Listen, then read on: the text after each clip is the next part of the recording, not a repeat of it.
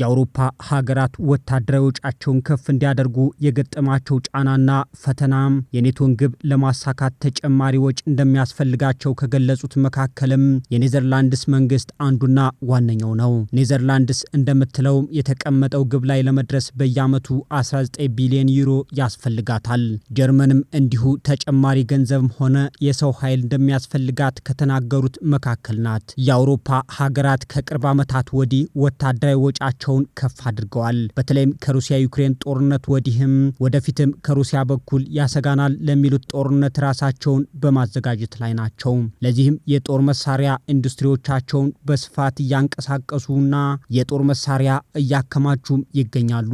የሰሜን አትላንቲክ የጋራ መከላከያ ቃል ኪዳን ድርጅቱ ኔቶም አባል ሀገራት ወታደራዊ ወጪያቸውን ከአጠቃላዩ የሀገር ውስጥ ምርት ገበያቸው ወደ 5 በመቶ ከፍ እንዲያደርጉ በተደጋጋሚ ሲቀርብላቸው በነበረው ጥሪም ተስማምተዋል። ምንም እንኳን የኔቶ አባል ሀገራት የመከላከያ ሚኒስትሮች ዩናይትድ ስቴትስ በተደጋጋሚ ስታቀርብ በነበረው በቆየችው በዚሁ ግብ በጥቅሉ ቢስማሙም በአተገባበር ላይ ግን የአውሮፓ ሀገራት ሰፊ ልዩነት አላቸው። በተለይም ከዚህ ቀደም የተቀመጠውን 2 በመቶ የመከላከያ ወጪ ለማሟላትም በመፍጨርጨር ላይ የነበሩት ሌሎች አባላት በዩናይትድ ስቴትስ ግፊት ወታደራዊ ወጪያቸው በአንዴ ወደ 5 በመቶ ከፍ እንዲል የተደረገባቸውን ጫና ለመቀበል ተቸግረዋል። የኔቶ ዋና ጸሐፊ ማርክ ሩቱ ግን ግቡን ማሳካት እንደምንችል እርግጠኛ ነኝ ሲሉም ተደምጠዋል። የተስማማንባቸው የብቃት ግቦቻችን ስትመለከቱ እጅግ ከፍተኛ ጭማሪ ነው። እነዚህ አዲስ የብቃት ግቦች ናቸው እና ገንዘብ የለም ማለት አትችሉም። ስለዚህ 5 በመቶ ላይ መድረስ እንደምንችል ሙሉ እምነት አለኝ። ወደ ዝርዝሩ ከገባን አሁን መስራት አለብን ሲሉም ተደምጠዋል። ሩቱ በአዲሱ እቅድ ላይ ለሚያጉረመርሙት አባላት አግባቢ ያሉትን አተገባበር አቅርበዋል። ይኸውም አባላት ከአጠቃላዩ የሀገር ውስጥ ምርት 3.5 በመቶውን ለወታደራዊ ወጪ በማድረግ የተቀረውን 1.5 በመቶም ደግሞ ከደህንነት ጋር ለተያዙ መሰረተ ልማቶችን ለመሳሰሉ ጉዳዮች እንዲያውሉ የሚያስችል ነው ብለውታል።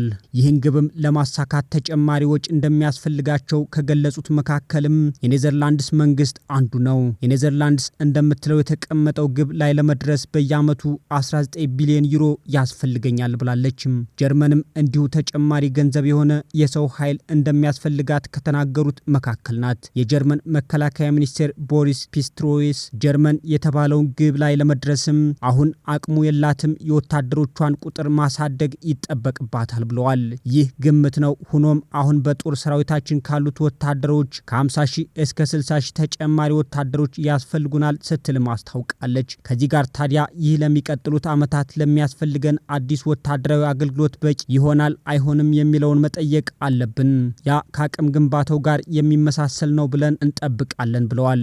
እናም ደግሜ መናገር የምችለው በአሁኑ ጊዜ ረቂቅ ስርዓት ምንም ፋይዳ የለውም፣ ምክንያቱም በጦር ሰፈርም ሆነ በስልጠና ውስጥ አስፈላጊ አቅም የለንም። ለዚህ ነው እነዚህን አቅሞቻችን ማሳደግ ያለብን። እስከዚህ ድረስ ሊኖሩን የሚችሉት በጎ ፈቃደኞች ናቸው ስትልም አስታውቃለች። የኔቶ ጸሐፊ ሩቱ በሚቀጥሉት ዓመታት ከሩሲያ በኩል ሊደርስ ይችላል ለሚሉት ጥቃትም የኔቶ አባል ሀገራት ተዘጋጅተው እንዲጠብቁ በየአጋጣሚው ሲናገሩ ይስተዋላል። እርሳቸው እንደሚሉት ጥቃት በሚቀጥለው 5 እና 7 ዓመታት ውስጥ ሊደርስ ይችላል የሚሉት ሩቱ በሚቀጥሉት ጥቂት ዓመታት ከሩሲያ በኩል ሊደርስ ይችላል ላሉት ጥቃትና ስለ ዝግጅቱ አስፈላጊነት ገልጸዋል። ኔቶ ወደፊት ሊመጣ የሚችል ላለው ጦርነት እንዘጋጅ ማለቱን ሁሉም አባላት የሚቀበሉት አይደለም። ሩሲያን ብትሆን ቅስቀሳ የምትለውን ይህን ማሳሰቢያ ውድቅ አድርገዋለች።